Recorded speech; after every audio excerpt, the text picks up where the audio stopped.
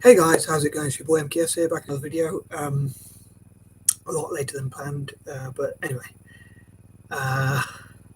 Hope you check out parts 1 and 2 if you haven't already checked them out. And as ever, I'd love to hear your comments about any ideas you didn't like or did like, or whatever you want to comment in the comment section. Any advice or suggestions or anything else, as I say, whatever you want to comment, freedom of speech and all that kind of thing. Even constructive criticism, as I say, anything you want to comment in the comment section below. Anyway. As I hear, these are some of my dreams, as I mentioned in part 1 and 2, for my birthday, which is on August the 29th, which is exactly 5 months away, if my maths is correct. Although technically it's just under that. Anyway, so here goes. So number 21,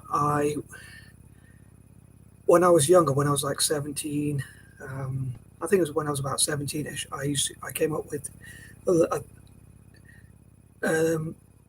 17 or 18 or something like that, excuse me, I started getting interested in business, and back then I wanted to make a lot of money, and I heard about dyslexic people that had done well, and I think, if I remember correctly, like I thought, I felt not many people were giving me opportunities for jobs or things like that, so I wanted to run my own business, but I never knew how to take my ideas and put them into action, and in fact, up to now I haven't really done so. So basically I hope to make up for lost time by setting up these projects on my 40th birthday, preferably, all being well, and I hope for them to,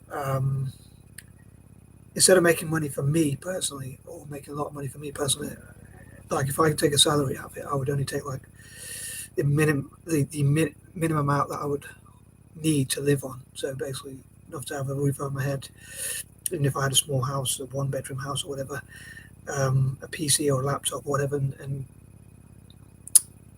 enough money to have some food that I like and stuff like that. But I'm not really materialistic. Like I don't really care about motorbikes, or I don't really care about bikes, because I'm too chicken to ride on the roads anyway, or motorbikes or cars. I don't really drive anymore, or anything like that, or I don't really need a bigger house or anything like that. So I'm not really that materialistic when it comes to things like what I realized was really I was wanting to be this big shot or a big business person and that kind of thing, and have all these ideas and show what dyslexic people could do, really to prove my critics wrong, and really to impress other people rather than something that I would actually enjoy. And probably part of me thought if I had a big house and I could go wherever I wanted, and I had a big swimming pool and a pool table and things like that, part of me wanted to have all those things. But I think a lot of rich people, business people and driven people and all that kind of thing have a lot of those things, but they never really have time to enjoy those things anyway. So nowadays I really just want to have whatever money I need to live on, and the rest of the money I hope to, if I made a lot of money, I would like to give that to charity. So these projects I wish to set up are for what I call the six. They're intended to benefit what I call the six, to support their entrepreneurs and things like that. So as I say, from developing countries. So I'm hoping to basically, as I say, make up for lost time. And as I said before, life begins at 40. So I hope I can develop those projects. But now, instead of developing them for my own selfish goals, I hope to develop them for more selfless goals, although it would feel good to be part of my legacy and stuff like that. But I actually discussed this with someone. I was talking about, like, if I had the ability, what I would do, or if I had the guts to do so, I would even like take my savings out, whatever savings I've got, and give that to charity as well. Although they mentioned like something that you could say is a bit morbid, which is that they said, what about, say, when you die, also your funeral and stuff like that. So I was saying I'd love to give my body to charity and donate all my money to charity or stuff like that. But they said, like, obviously things like that, it might cost you money anyway. And I was saying I was wondering if I donated my body to charity and stuff like that when I pass away or whatever, if it would go to if it would cost any money. And they said you really should find that stuff out. But yeah, that would be something interesting to find out, like what's the average price of a house in the UK, or what's the minimum amount of money I would need to live on, and how much I give to charity. So yeah, most of my goals, I'm not saying I'm an angel or anything like that, but most of my goals are to help the less advantaged, or the disadvantaged, or whatever.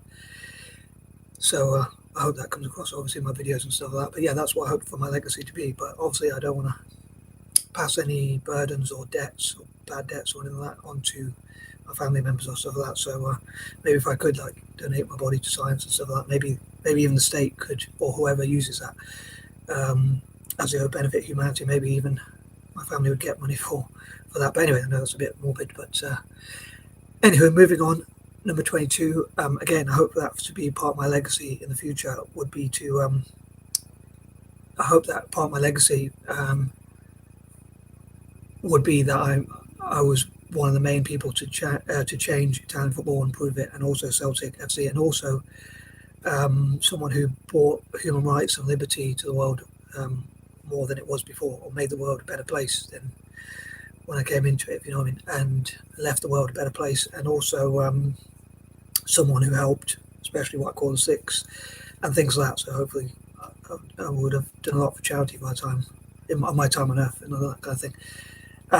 Number 23, again, I hope to support, one of my dreams would be to support the 10% poorest people or families, poorest people and stroke or families in all possible countries. I know at the moment, like say, I mentioned before, like with the war between Russia and the Ukraine, or Ukraine, or however you pronounce it. So I'm not sure how I did that speech was. But anyway, with that war, I'm not sure.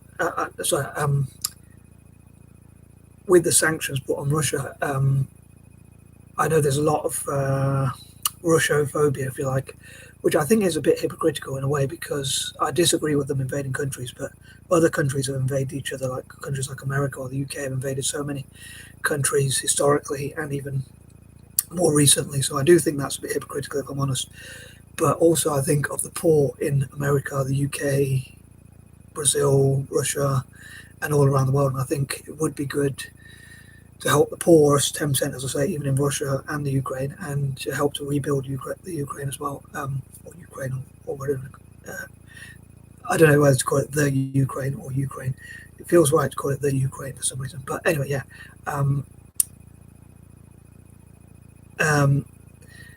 Yeah, I would love to help to rebuild the Ukraine, like all the buildings that were destroyed, as well as in colonial countries. I would love to help to countries that are colonized. Sorry, I would love to help to rebuild things that they are destroyed, or help them to fundraise to build things that would hopefully do what I call making a positive from a negative. So countries like India, how many people were killed? There could be monuments. I know there already are, I'm pretty sure, but there could be even more monuments to the people who died in history during the British colonial conquest of India and things like that. But yeah, but I still think the poor in Russia, or even countries where we might not agree with their leaders, I still think the poor in those countries should be supported. But yeah, as I say, I'd love to support the 10% poorest people in all possible countries, as well as disabled people all around the world, even in wealthy countries as well as poor countries.